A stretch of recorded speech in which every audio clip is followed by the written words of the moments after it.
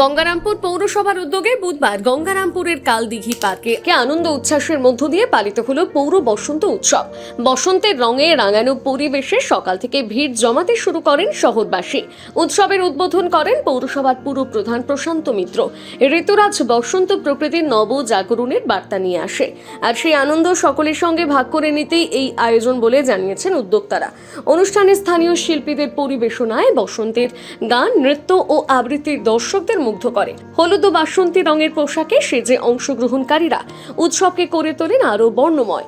ছোটদের অংশগ্রহণ ছিল চোখে পড়ার মতো।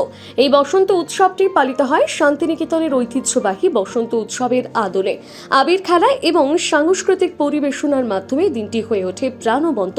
শহরবাসীর স্বতঃস্ফূর্ত উপস্থিতি ও সহযোগিতায় উৎসবটি এক মিলন মেলায় পরিণত হয়।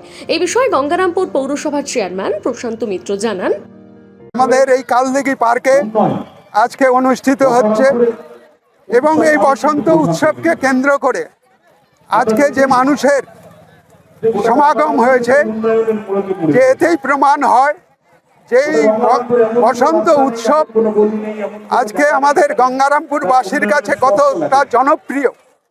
এবং এই দিনটি সবাই মিলে একসঙ্গে মিলিত হয়ে সবাই মিলে একসঙ্গে যে মেলবন্ধন, সেই মেলবন্ধনটার যে ব্যবস্থা, সেই ব্যবস্থাটা তারা করে থাকে এবং সবাইকে রঙের মধ্য দিয়ে রাঙিয়ে যে তাকে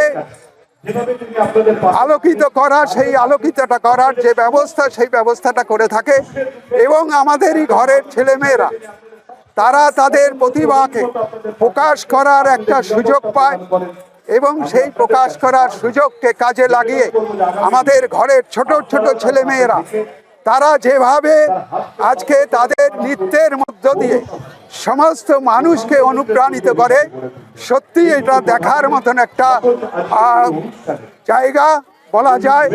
এবং সেই নাচের মধ্য দিয়ে সবাইকে অনুপ্রাণিত করে আজকে যে আনন্দটা, সেই আনন্দটা উপভোগ করার যে ব্যবস্থা, সেই ব্যবস্থাটা তারা করে থাকে। গঙ্গারামপুর থেকে বিশেষ প্রতিবেদন, নিউজ টুডে।